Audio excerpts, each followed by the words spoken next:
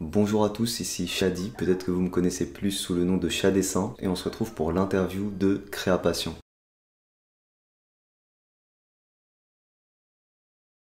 Alors bonne question, j'ai mis pas mal de temps à trouver ce deuxième thème parce que le premier j'ai fait vraiment ce qui me plaisait le plus forcément pour un premier livre. Donc j'avais fait les dinosaures, les animaux préhistoriques, tout ça. Et pour ce deuxième thème je voulais un truc qui touche suffisamment de monde dans lequel je puisse transposer mon style de dessin. Et c'est vrai que les robots ça reste très large, c'est assez éloigné de mes premiers thèmes qui étaient plutôt dans le passé. Là je voulais vraiment quelque chose qui change catégoriquement, c'est pour ça que je suis allé plutôt vers le futur avec la robotique. Voilà, c'était un thème suffisamment large pour que je puisse créer un maximum.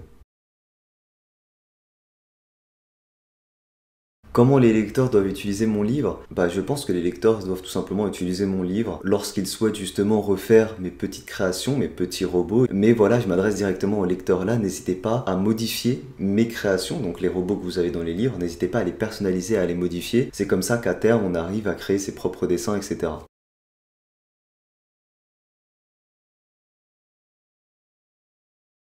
Alors moi je conseille plutôt de se lancer sur des pages blanches car justement c'est là où vous allez avoir le plus de place pour personnaliser votre dessin par la suite.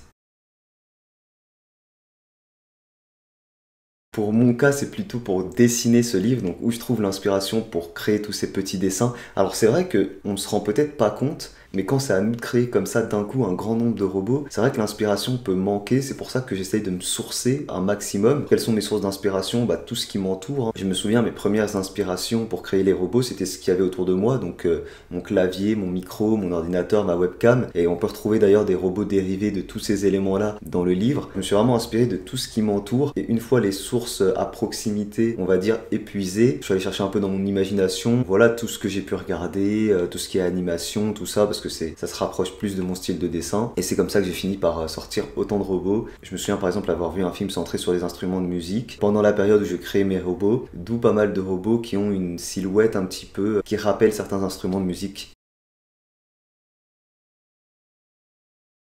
Bien sûr, bien sûr, bien sûr, c'est quelque chose qui compte pas mal pour moi. À chaque fois que j'ai pu en faire la promotion des livres, j'ai insisté sur le fait de, si jamais vous achetez le livre, envoyez-moi vos créations, qu'on puisse échanger là-dessus, envoyez-moi les dessins que vous avez fait à partir de mes tutos, etc. C'est essentiel, c'est pour ça que je fais les livres même, c'est pour justement échanger à ce niveau-là. Donc voilà, j'en profite pour vous redire, si jamais vous refaites mes tutos de mes livres, ou alors que vous vous en inspiriez pour créer vos dessins, n'hésitez pas à m'envoyer ça, principalement sur Instagram.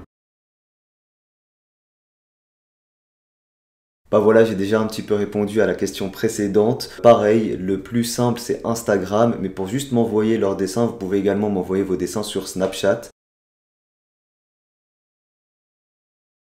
Alors personnellement, ça n'a pas changé beaucoup ma routine parce que je travaille énormément en ce moment. Même si dans mon travail, il y a beaucoup de montage, il y a beaucoup d'échanges commerciaux avec des partenaires. Par contre, j'ai remarqué que énormément de gens se sont mis au dessin ou ont augmenté leur volume de dessin dû au confinement. Forcément, on est chez soi. Le dessin, c'est une activité qu'on peut faire facilement depuis chez soi, qui est en plus relaxante dans cette période un peu stressante, etc. Donc voilà, il y a énormément de gens qui se sont mis à dessiner et je peux que vous encourager à rester dans cette voie-là. Alors oui, du coup, j'ai bien sûr réalisé des dessins et je vais très bientôt d'ailleurs faire une vidéo YouTube qui sera intitulée «Mon top de mes dessins pendant le confinement».